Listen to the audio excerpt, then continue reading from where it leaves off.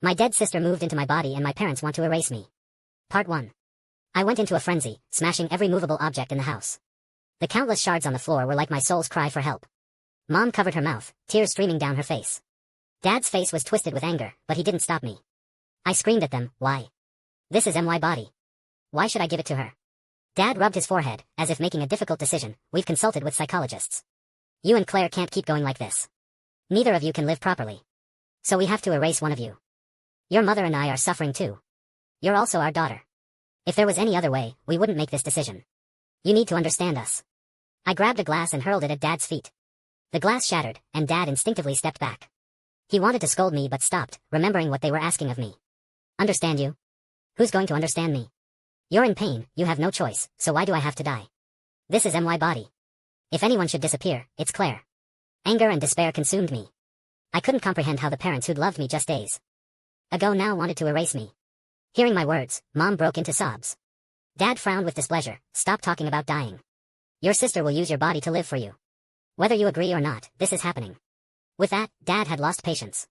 He grabbed Mom and left the house. After another round of destruction, I collapsed on the floor, 3 words repeating in my mind. Why me? Part 2. I had a sister 3 years older than me, Claire. I remember when I was 6, my parents came home late one night with grief-stricken faces. Seeing me, Mom broke down, hugging me while sobbing. Incoherently, Claire's dead. Lily, you don't have a sister anymore. I was confused, but seeing Mom cry made me cry too. Through my tears, I pointed at the pile of dolls, but sister's right there. At first, my parents didn't believe me. They even scolded me several times. But after I repeated private conversations they'd had in their bedroom, they initially thought I was eavesdropping. Over time, they realized I wasn't and finally believed me. I wasn't lying. Claire had always been beside me. She went to her room to sleep as usual, went to school with me. The bedroom conversations were all things she'd told me. She knew she was dead. But when I told others I could see Claire, they looked at me like I was crazy. Some people said, great. 2 kids in the family, 1 dead, 1 crazy. Relatives and classmates even called me an attention-seeking liar. On the surface, classmates still played with me, but I heard them mocking me behind my back more than once.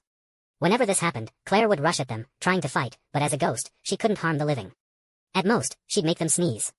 Later, I stopped mentioning Claire to anyone except my parents. At home, we lived together as always. My parents accepted her existence through me, though they couldn't see her. They'd buy 2 of everything, 1 for me, 1 for Claire. Distance couldn't diminish their love for their dead daughter. I'd relay Claire's thoughts to them, becoming their messenger. Until I turned 16, when I suddenly couldn't see her anymore. At the same time, I lost 2 days. My parents said Claire had awakened inside my body. Those lost days were Claire using my body to live. From then on, I'd often wake up to find several days had passed. Claire and I shared one body, leaving notes about our activities during our respective times. 3 years passed in a flash. I never imagined that in just 3 years, my parents would sacrifice me for her. Part 3. Whether my rejection of Claire caused it or not, I could feel her sleeping deeply inside me. I breathed a sigh of relief, but remembering my parents' words yesterday, that relief turned to dread. After yesterday's outburst, my mind was crystal clear. I wasn't naturally expressive like Claire. Yesterday's destruction was my limit. If I hadn't been so terrified, I could never have done it. After washing up, I guess they'd be disappointed to see it was still me. Steeling myself against the heartache, I opened my door. Sure enough, my parents. Expressions went from hopeful to disappointed the moment they saw me. Though I'd prepared myself, the feeling of being abandoned by my own parents still tore at my heart. The chaos from yesterday had been cleaned up, missing items replaced. I forced myself to appear calm going downstairs. Dad huffed through his nose, completely ignoring me. Mom started to speak several times but only sighed. My nose stung with unshed tears. The air held not just my grief but also the scent of flowers. White lilies, Claire's favorite, sat in a vase on the dining table. More in the living room, bathroom, even the kitchen. Everywhere I looked were Claire's beloved lilies. My parents were both threatening me and expressing their welcome and anticipation for Claire's awakening. I heard the sound of my love for my parents shattering, and my own impending destruction. The overwhelming scent, the oppressive atmosphere, I finally couldn't stand it. I grabbed my bag and ran out. Only when I reached the outside of our neighborhood did I realize tears had soaked my face. I mechanically took the bus to school, sobbing while watching the scenery flash by like my past 3 years. At the classroom, shocked classmates informed me I'd transferred majors. In that moment, unprecedented rage burned away my last feelings. For Claire. Part 4. The academic advisor said I no longer met the requirements to transfer back. My major was specialized. Once transferred out, there was no returning. I walked dejectedly to the business school classroom. Listening to incomprehensible jargon, surrounded by unfamiliar classmates' chatter, I felt like I was in another world. After class ended, though it was still bright outside, I had no desire to go home. I wandered aimlessly around campus. My thoughts were chaotic, but one thing was clear. Claire had been planning to replace me. No wonder she'd been writing less in our shared journal. She didn't want me to know what she was doing. After walking for a while, my legs ached. I slumped onto a bench, not knowing what to do next. On one side was a major I knew nothing about. On the other, family members who wanted to steal my body. I leaned back, imagining myself surrounded by sky. Looking back, I saw the library. When I emerged with armloads of business books, the sun had set. At home, Mom had dinner ready. Seeing me with business textbooks, she looked embarrassed. From her expression, they clearly knew about the major change, maybe even suggested it. At dinner, I ate mechanically, only taking extra portions of my favorites. Mom tried to lighten the mood. Look honey, Lily really takes after us, loves fish just like we do. Claire never would touch seafood. Her words made things more awkward. Dad set down his wine glass. I heard you brought back business books. So you know Claire changed majors. Listen to me, Claire's smart. This major will help her in the company. Even if you study now, it's useless. You won't catch up. Lily, you know what I mean. I nodded, continuing to pick at my rice. My parents, seeing my compliance, thought I'd agreed. They exclaimed excitedly, so you've come around. Good. I'll contact the hypnotist in a few days. Then you can finally live normally. I looked up, my eyes clear as I stared at Dad. Will I be normal, or will Claire be normal? Dad frowned briefly, then smiled. She's the older sister. You share a body. If she's normal, you're normal. I nodded again, speaking deliberately. I'd rather burn this body than give it to Claire. Dad's immediate reaction was to smash his wine glass, pointing at me while gasping with rage. Mom glared at me while helping Dad calm down. I couldn't stay in this house anymore. Living with two people eager to steal my body would drive me insane. I quickly packed and moved back to my dorm that night. Part 5. Living on campus, I attended classes by day and devoured knowledge in the library by night. Dad always thought Claire was the brilliant one, but he never noticed I had near photographic memory. Any knowledge I wanted to learn would take root after just 1 or 2 readings. Meanwhile, Mom contacted me repeatedly, first with gentle persuasion, then calling me ungrateful. I couldn't understand. I just wanted to live. As their daughter too, just because Claire had died once and they felt guilty, wanting to compensate, why should I sacrifice myself for their peace of mind? Seeing persuasion fail, my parents sent someone I couldn't refuse. Ethan. My childhood friend and unrequited love. Lily, please. Give Claire back to me. What? You're Claire. A chill shot up from my feet. I heard my voice trembling weakly. Ethan seemed oblivious to my emotions. Lily, I've known about you and Claire for a long time. I knew you wouldn't agree, so I'm begging you. I can't live without her. You've lived so many years, but Claire died so young. She finally got to live through your body for only 3 years. She might disappear again any day. The thought of her disappearing makes me feel like I'm suffocating. So please, agree to your parents' plan. Your body. And Claire's soul becoming one isn't that good? Why are you being so selfish? I stood frozen in shock. Ethan continued, Lily, we grew up together. I've never asked you for anything. Now I'm asking. Do you need me to kneel? He actually knelt. I reached out with trembling hands to help him up, but he suddenly grabbed me, his eyes red. Lily, promise me. His fierce expression startled me. I instinctively tried to break free but couldn't. In my panic, I blurted out. You're here to force me to die too. Let me tell you, I'll never. I won't die. Claire should be the one to die. I immediately regretted my outburst, realizing I'd put myself in danger. Sure enough, Ethan's handsome face twisted with malice. Then don't blame me. I absolutely cannot lose Claire. The next second, a hot hand covered my mouth. We'd met in a secluded corner of campus. No matter how I struggled, no one would find us. Finally, darkness consumed me. Part 6. Ethan looked at the unconscious figure in his arms with reluctance. I'm sorry, Lily. If there's a next life, I'll be your servant to repay you. He quickly carried her out of campus to a waiting car. Part 7. In the dim room, incense filled every corner. White noise from a phone gradually smoothed the unconscious person's furrowed brow. My parents sat nearby, anxious but not daring to make a sound. Ethan didn't even breathe loudly, staring fixedly at the figure on the reclining chair. Time ticked by slowly. The hypnotist whispered continuously in her ear. Outside, rain began to fall. With the first lightning flash, the person on the chair slowly opened her eyes. Thunder crashed. She sat up slowly, confusion in her eyes. My parents and Ethan surrounded the girl. They appeared calm, but their trembling hands betrayed their anticipation and fear. They were afraid of disappointment, afraid the one who woke wouldn't be who they hoped. The girl looked at the 3 tense faces before her. The confusion in her eyes gradually cleared. She laughed suddenly, her voice full of life, like sunshine breaking through gloom. Mom, Dad, why so nervous? What day is it? Where are we? Ethan, why do you look so haggard? At these words, all 3 felt reborn with excitement. Mom cried out, thank God. Claire, you're finally back. Never leave Mommy again. Ethan gazed at her with deep affection. But Claire looked confused. Mom, what are you saying? Did I sleep for a long time? When did I last wake up? I can't remember.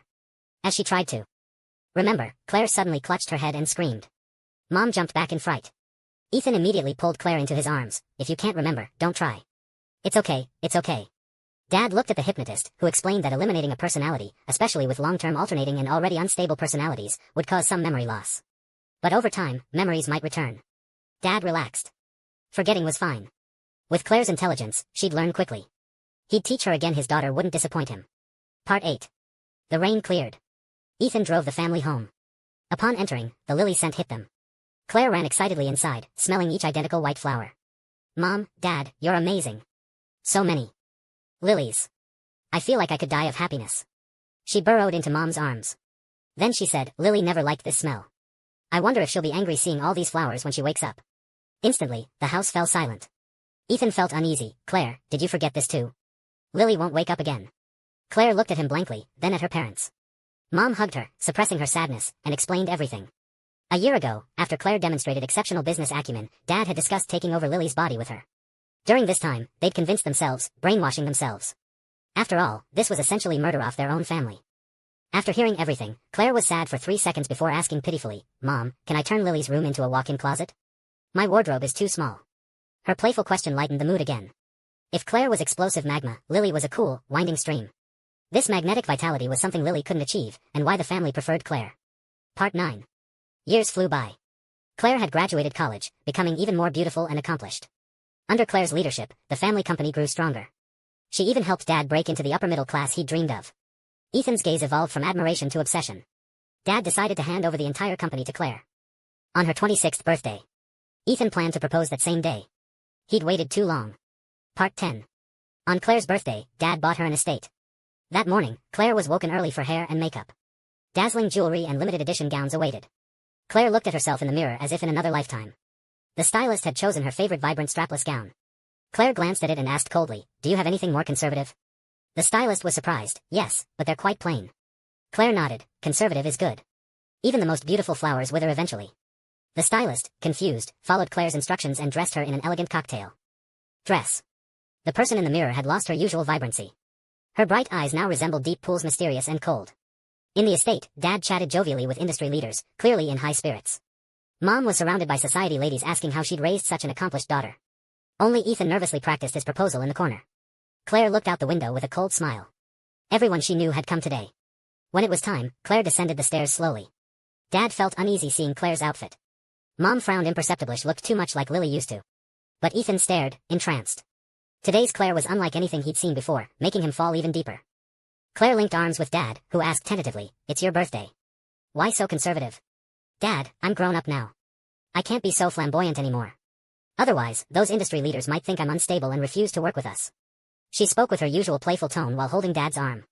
Dad's doubts vanished. Before dinner, Dad publicly transferred the entire company to Claire, all shares and power. From now on, Claire would lead the company in Dad's place. Applause erupted as exquisite dishes arrived. Mom frowned, asking the estate manager about a fish dish. Why is there fish? Claire hates even the smell of it. The manager replied, confused, Miss added it later, in case any guests liked it. Mom's briefly calmed heart jumped again. After Claire chatted with someone, she picked up a piece of fish and ate it. What seemed normal to others nearly made Mom faint. Before she could process it, everyone urged them to cut the cake. Claire blew out the candles and made a wish. Mom watched her every move. Seeing her lively gestures, Mom reassured herself she must be overthinking. The girl probably just wanted to try it. After the wish, Ethan slowly approached and knelt on one knee. The crowd erupted in applause. Some younger guests even screamed. Ethan swallowed nervously, holding up the ring. Claire, will you marry me? Claire covered her mouth in surprise. Amid the crowd's cheers, she slowly cupped Ethan's flushed face.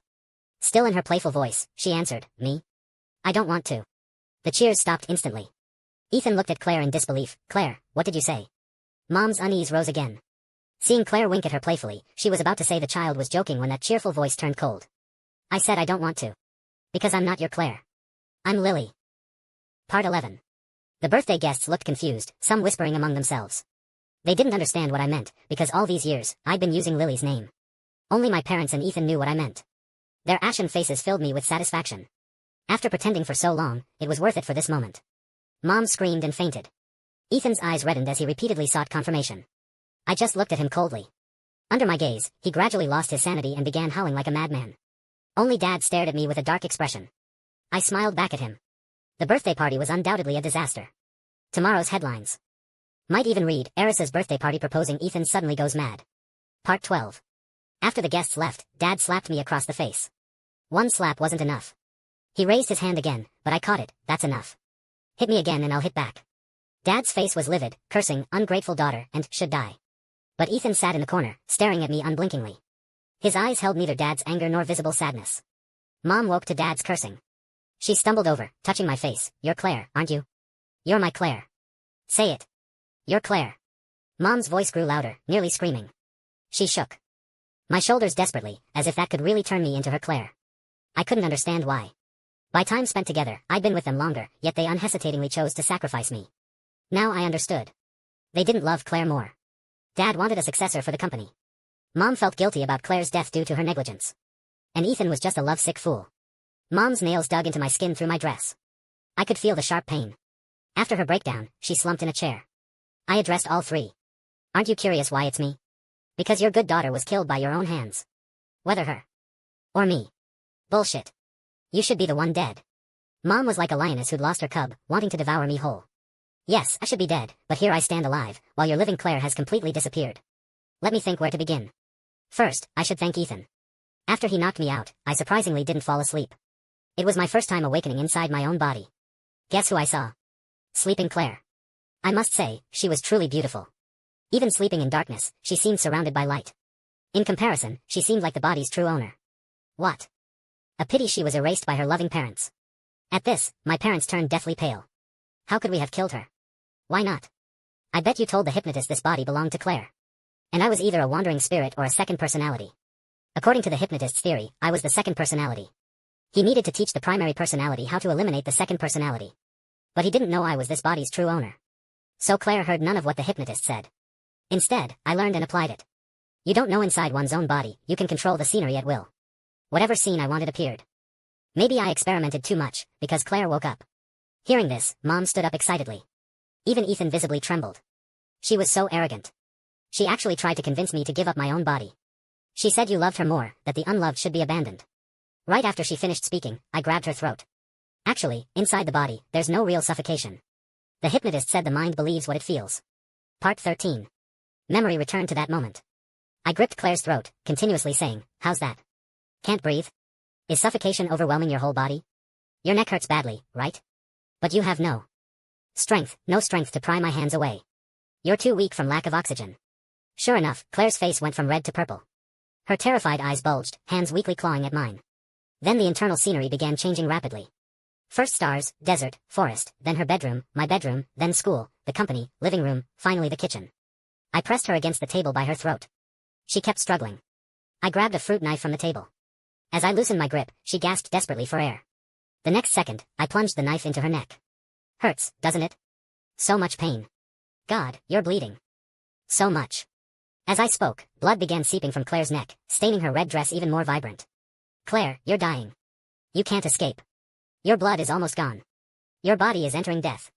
Claire crawled on the ground in terror, desperately trying to escape, blood bubbles forming at her mouth as she intermittently gasped, help, help. I flipped her over and, ignoring her pleas, stabbed another knife into her chest. Actually, the knife didn't feel like entering flesh, more like stabbing cotton. This eased my remaining guilt. Claire, no one can save you.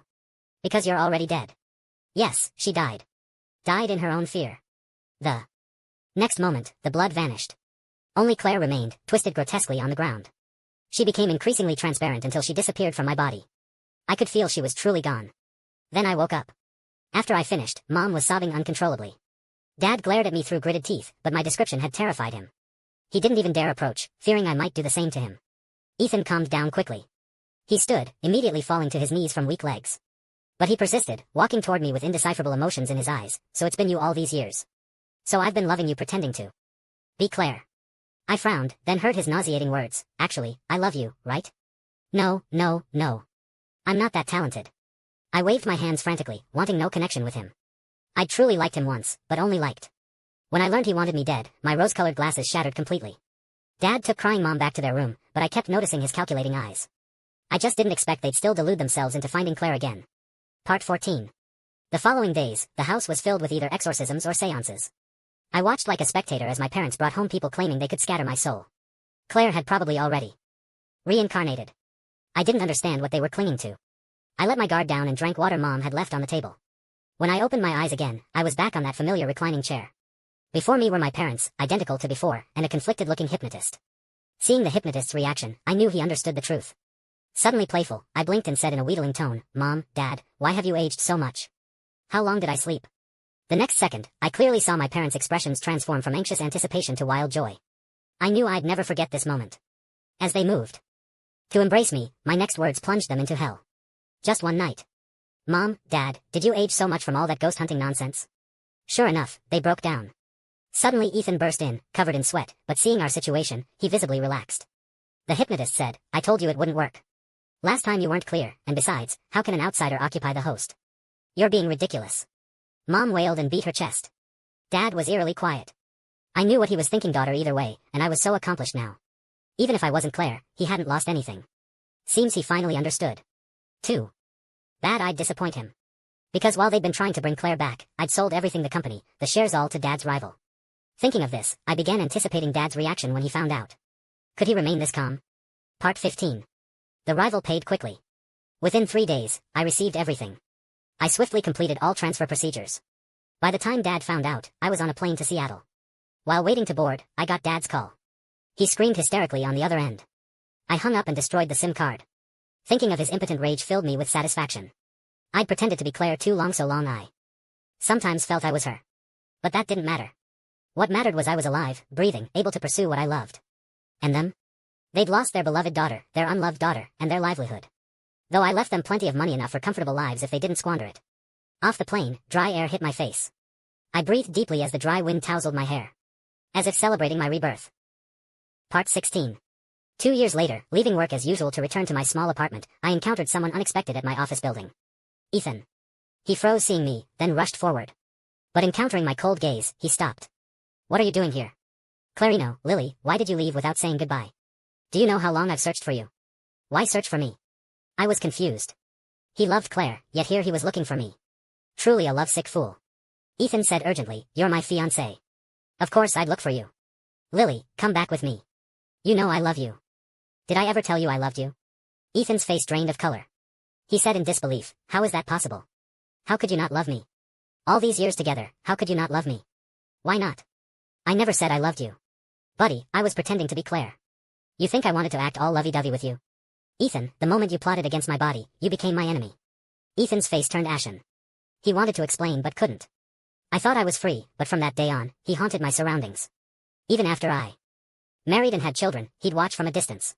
I called the police, but it didn't help. Realizing he wouldn't significantly impact me, I let it be. Until one day, he suddenly approached. I protectively pulled my child behind me. He smiled miserably. "Lily, I won't hurt you. I came to tell you your parents died." I was shocked but quickly realized after such trauma, their already poor health would suffer. Ethan said Mom went insane shortly after I left. Dad tried starting over but was old. Former friends avoided him, no one helped, and he lost everything. They sold the house and moved to an abandoned building. These years he'd done minimum wage work, caring for Mom with meager income. But Mom's madness was severe. She'd run around constantly, saying she needed to find her Claire, blaming herself for Claire being hit by a car, saying she needed to find Lily, then crying that she'd wronged me, repeating daily. Dad could only chain Mom inside while he worked. He'd thought about finding me but felt ashamed, not sorry for me, but afraid I'd mock his circumstances. Recently Mom became seriously ill. Dad couldn't afford medical bills. They committed suicide by carbon monoxide poisoning at home. Hearing this, I felt nothing. They'd personally severed my filial affection long ago. I stroked my daughter's hair and told Ethan, "Don't let me see you again. I don't want to know anything about any of you." From that day, I never saw Ethan again, until my natural death. What I didn't know was Ethan still lingered nearby, even attending my funeral. Finally, the elderly man died at my gravestone. If I'd known, I'd have said 2 words, bad luck. Next life, I hope to stay far from all these abnormal people. Dead ones to stay away from me. The end.